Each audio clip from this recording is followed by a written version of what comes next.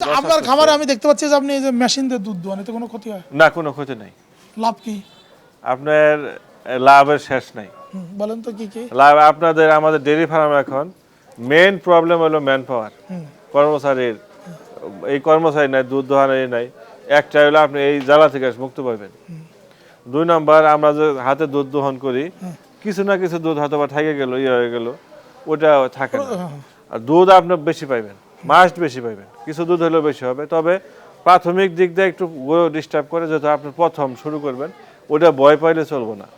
আর অনেক সময় অনেক ফার্মে দেখছে যে মেশিন আছে কিন্তু পানায় না, ওই যে গরুটা নড়াচড়া করে, প্রথম তো নড়াচড়া করবেই, 10-15 দিন গেলে দেখবেন একটাই ঠিক হয়ে গেছে। আমাদের অনেক গাভী আছে এরকম, যে মেশিন চালু দেবো, শব্দ শুনে এসেছে বাড়ে দুধ চলে আসে, অটোমেটিক দুধ চলে আসে।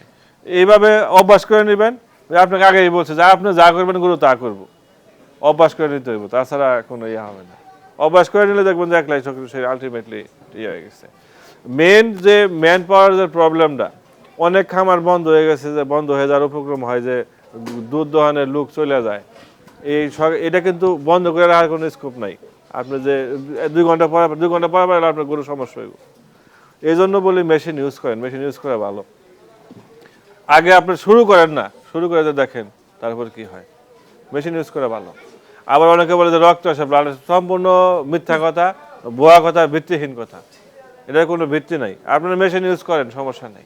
টেকনোলজিতে যেতে হবে, টেকনোলজি যেতে হবে। কারণ আজকের আপনার একটা গরুর যদি 15 লিটার, সকালবেলা যদি 12 লিটার দুধ হয়, দুইতে তো আধা ঘন্টা লাগে না, আপনি যদি ভালো দোহনকারী হলে 15 মিনিট লাগবে। তাহলে তো 12 লিটার দুধ দোয়াতে গেলে তাহলে 10-15 মিনিট লাগে। আর এটা 5-7 মিনিটে শেষ। আর এটা 5-7 মিনিটে। তারপর একটা মেশিন তো হচ্ছে আপনার কয়টা করে? 2টা দুইটা করে গরু, মানে 2টা গরু একসাথে নিয়ে তারপরে করে আরো তাই না?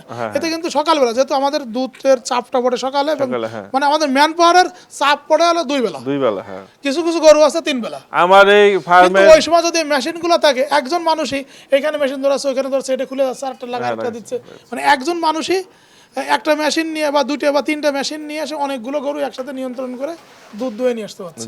এটা একটা সুবিধা।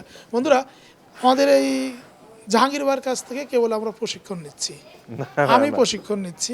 আমরা অনেকে মনে করেন যে আমি হয়তো অনেক জানি, তারপরও জাহাঙ্গীর ভাইয়ের কাছে শিশু। জাহাঙ্গীর ভাই হচ্ছেন এই খামারে, তিনি 13টি বছর ধরে আছেন।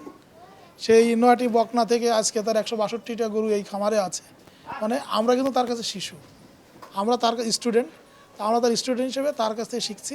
আমার মনে হয় যে এই ভিডিওটার যে কথাগুলো আছে, এই কথাগুলো যদি আমরা মনোযোগ করে শুনি এবং এটা যদি বারবার ভিডিওতে দেখে দেখে মনে রাখি, প্রয়োজন হলে ভিডিওটা আপনারা ডাউনলোড করে আপনাদের মোবাইলে হোক, কম্পিউটারে রেখে দেবেন, বারবার দেখবেন প্রয়োজন হলে। হ্যাঁ, কিন্তু কেউ আবার আপনার ইউটিউবে আপলোড দিয়েন না, তাহলে কিন্তু আমি আবার ওটা নোটিফিকেশন দিয়ে দেবো, তাহলে আবার ওটা থাকবে না। তাই আর বন্ধুরা, আমরা কিন্তু জাহাঙ্গীর ভাইকে নিয়ে তার আরও কিছু গরু আছে, বাছুর আছে, আরও কিছু কথা আমরা শুনবো। চলুন আমরা ওই ভিডিওতে যাই। তোমরা দেশের আসল নায়ক, বলবে বিশ্ববাসী।